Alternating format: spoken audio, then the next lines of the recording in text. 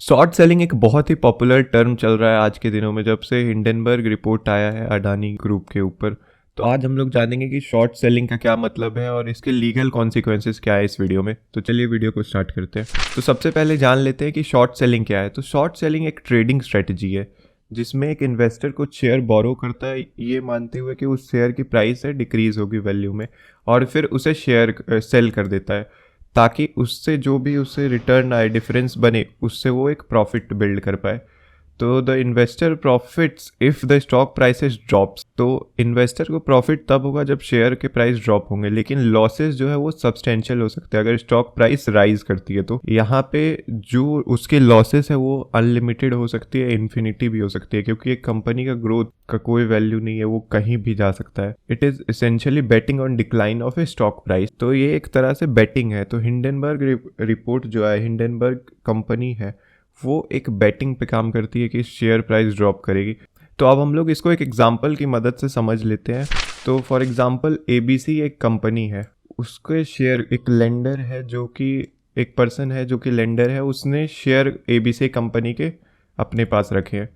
वो short seller को अपना शेयर बोरो करता है, कुछ फीस जो होती है लेंडर वो लेता है अपने देने के शेयर्स। तो फीस के बदले वो अब शॉर्ट सेलर को अपने शेयर्स देता है। तो शॉर्ट सेलर फिर एक परचेजर को वो शेयर्स बेच देता है। फॉर एग्जांपल एक शेयर का प्राइस 50 रुपीज़ है, वो 100 शेयर एक्वायर करता है बोरोवर, तो उसका 5000 प्राइस हुआ उस टाइम पे जब उसने सेल किया है। अब मान के चलो इस शेयर की वैल्यू 40 रुपीज़ हो गई पर शेयर, तो 100 शेयर की वैल्यू जो हो गई वो हो गई 4000। अब जैसे ही शेयर की वैल्यू कम हुई तो वो वैसे ही शॉर्ट सेलर परचेजर से बायबैक कर लेता है शेयर 4000 में।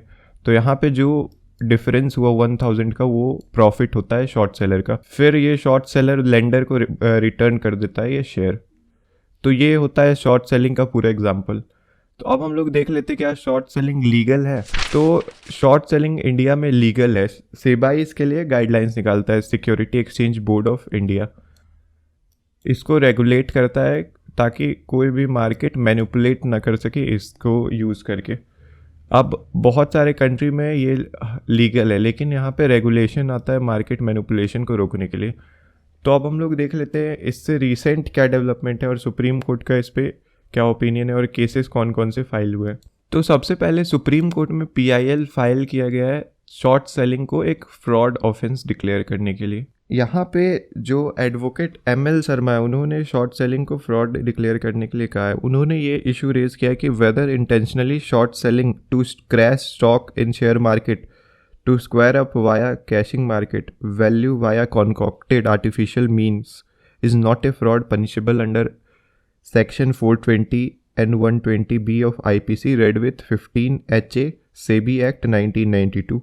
तो उन्होंने ये कहा है कि सेक्शन 420 और 120B IPC red together 15 HA SEBI act के अंदर इसे फ्रॉड डिक्लेयर कर देना चाहिए, क्योंकि यहाँ पे उन्होंने जो नेथन एंडरसन है, उनकी कंपनी हिंडनबर्ग ने जो ये पैसा एक्वायर किया है by butchering citizens of India, उनका ये स्टेटमेंट था, however SEBI did not suspend trading in the stock specially quart to the Adani group of companies and allowed short seller to exploit innocent investors.